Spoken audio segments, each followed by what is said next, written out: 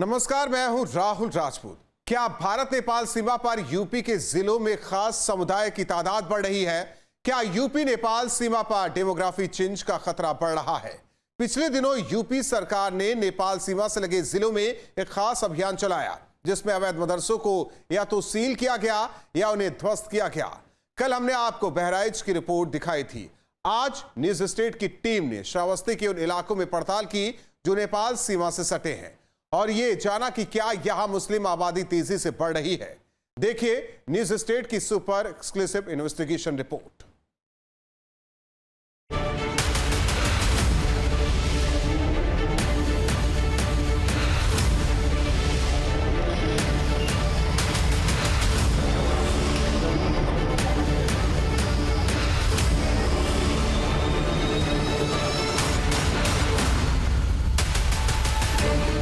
नमस्कार, मैं हूं अविनाश सिंह और इस वक्त मैं पहुंच चुका हूं श्रावस्ती ज़िले में। और जहां पर इस वक्त मैं मौजूद हूं ये भारत नेपाल की सीमा है। इससे पहले हमने आपको दिखाया कि बहराइच के जो सीमावर्ती इलाके हैं वहां की जो बदलती हुई डेमोग्राफी है वो किस तरीके से बदली है बीते कुछ सालों में। नेपाल सीमा से सटा यूपी का एक जिला है श्रावस्ती। ये जगह दुनिया भर के बौद्धों की आस्था का केंद्र है, क्योंकि यहाँ भगवान बुद्ध से जुड़े तमाम ऐतिहासिक और धार्मिक धरोहरें मौजूद हैं। लेकिन अब नेपाल सीमा से सटे बाकी जिलों की तरह यहाँ भी मुस्लिम आबादी तेजी से बढ़ रही है। नेपाल सीमा पर मौजूद जिलों की बदलती डेमोग्राफी पर न्यूज स्टेट इन्वेस्टिगेशन की सीरीज में हमने आपको बहराइच की पूरी पड़ताल दिखाई थी और आज हम आपको श्रावस्ती की पड़ताल दिखाएंगे, जिसकी करीब 60 किलोमीटर लंबी सीमा नेपाल से लगती है।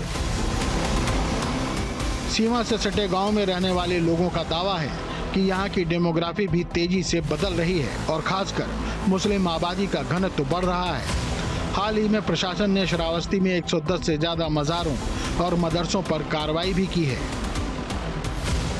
अगर श्रावस्ती जिले की बात की जाए तो श्रावस्ती की तकरीबन 60 किलोमीटर की सीमा भारत नेपाल सीमा से जुड़ती है और उसी बॉर्डर पर इस वक्त मैं मौजूद हूं। आज हम श्रावस्ती जिले की आपको हकीकत दिखाएंगे, खासतौर पर जो भारत और नेपाल सीमा से सटे इलाके हैं कि यहां पर बीते कुछ सालों में जो यहां की जनसंख्या की संरचना है उसमें कितना कुछ बदलाव हुआ है। क्या मजहबी शिक्षा की आड़ में मदरसे दरगाह बनाना साजिश का हिस्सा है? क्या बिना फेंसिंग वाली सीमा से तेजी से हो रही है घुसपैठ? क्या बदलती डेमोग्राफी पाकिस्तान और चीन की साजिश है? श्रावस्ती की बदलती डेमोग्राफी को लेकर न्यूज स्टेट की इन्वेस्टिगेशन टीम ने भी यहां पहुंचकर हकीकत जानने की कोशिश की। इस पड़ताल के दौरान हमारे संवाददाता अविनाश सिंह को सुरक्षा में एक बड़ी चूक दिखाई दी।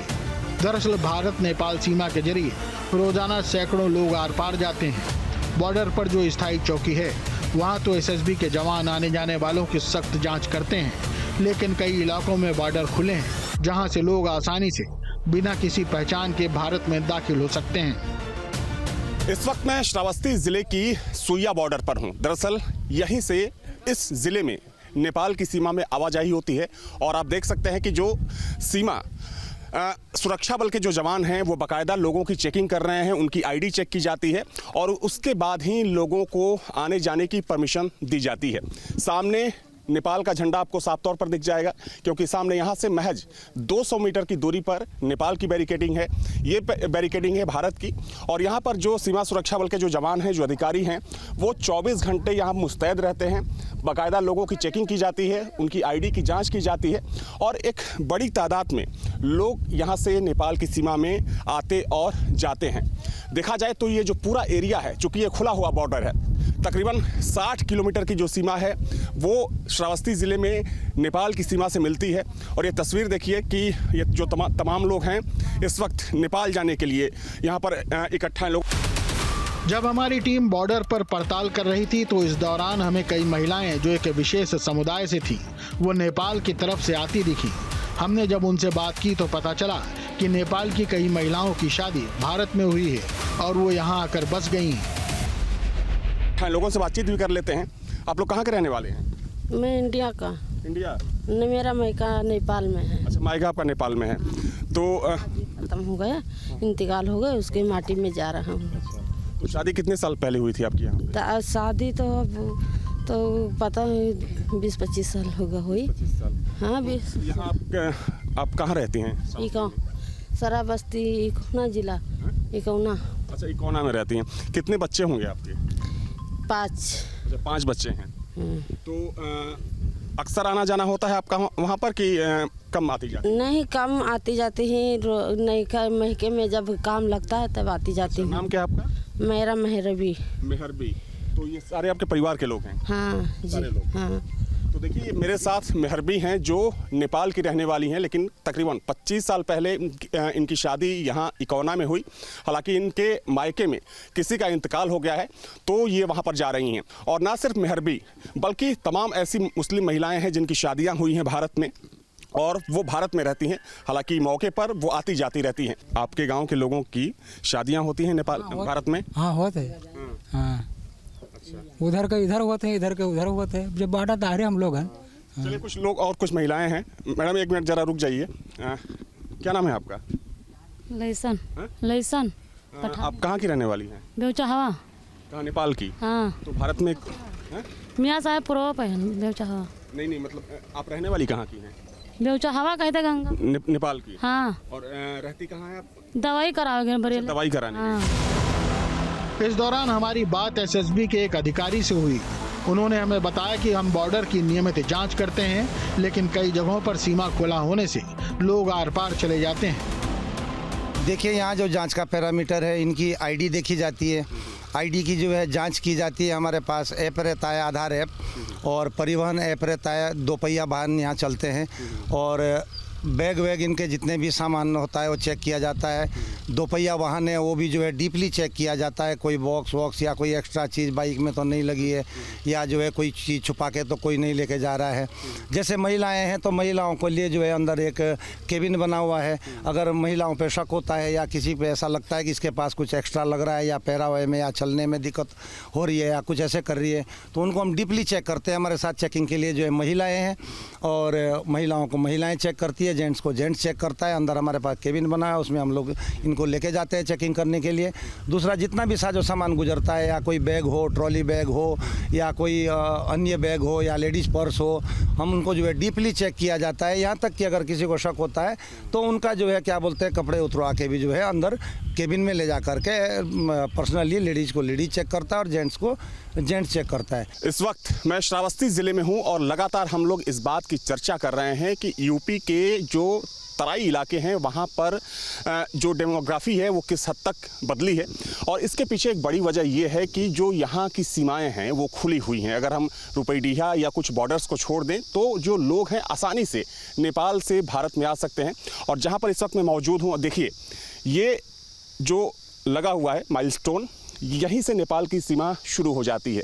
थोड़ा सा नो मैंस लैंड की जगह है और उसके बाद आप सामने देख सकते हैं कि ये पूरा खुला हुआ बॉर्डर है। यानी कि कोई भी चाहे तो आसानी से इस सीमा को क्रॉस करके अंदर आ सकता है। इसके बाद हमारी टीम सीमा से सटे एक गांव सोनपुर में पहुंची, जहां अभी कुछ दिन पहले ही बॉर्डर से बस कुछ ही मीटर पर बना एक अवैध मदरसा गिराया गया था। सोनपुर एक मुस्लिम बहुल इलाका है। यहाँ के बारे में बात करते हुए स्थानीय पत्रकारों ने बताया कि सरकार सजग है और ऐसे अवैध निर्माणों के खिलाफ लगातार कार्रवाई भी कर रही है। अविनाश जी, मैं आपको बता दूं कि श्रावस्ती में करीब 120 अवैध मदरसों को सील किया गया, जिनमें से करीब 20 ऐसे मदरसे थे जो शासकीय ज़मीन पर बने हुए थे। उनको बुलडोज़र की कार्रवाई करके ध्वस्तीकरण किया गया। साथ ही 2 मजार और 2 ईदगाह, उनका भी बुलडोज़र से ध्वस्तीकरण करने की कार्रवाई की गई है। श्रावस्ती में सबसे अधिक अवैध मदरसों पर कार्रवाई की गई है, चाहे वो बहराइच हो, बलरामपुर हो, महाराजगंज हो या वो सिद्धार्थनगर हो। श्रावस्ती में सबसे बड़ा कार्रवाई अवैध मदरसों पे देखा गया है। ये बताइए, चूंकि ये बिल्कुल बॉर्डर से सटा इलाका है, सामने हम नो मैंस लैंड को साफ तौर पर देख सकते हैं। ऐसे कितने ऐसे मदरसे होंगे जो बिल्कुल बॉर्डर से सटे होंगे या फिर मजार होंगे जिन पर कार्रवाई हुई है? देखिए, श्रावस्ती में 60% ऐसे गांव हैं जहां पे इस तरह के अवैध मदरसे बनाए गए हैं। जो यहाँ के लोग हैं उनके द्वारा इस तरह का मदरसा बनाया गया। जब प्रशासनिक अधिकारियों के द्वारा छापेमारी किया गया तो उस समय उनके द्वारा वैध कागजात ना दिखा पाया गया और अधिकारियों के द्वारा उनको कुछ समय भी दिया गया। और वो समय जो समय जो दिया गया था उसमें जब वो कागजात प्रस्तुत नहीं कर पाए तो इस तरह की जो ध्वस्तीकरण की कार्रवाई है वो सामने क्योंकि दिखाई पड़ रही होगी। यहाँ पे करीब 50-60 ऐसे गांव हैं जहाँ पे इस तरह की कार्रवाई देखने को मिली है। बॉर्डर के जो एरिया हैं वो चाहे बहराइच हो, बलरामपुर हो, श्रावस्ती हो, सिद्धार्थनगर हो या महाराजगंज हो, इन सभी जगह पर लगभग 550 किलोमीटर की ये सीमा है जो भारत नेपाल की सीमा है, ये खुली सीमा है।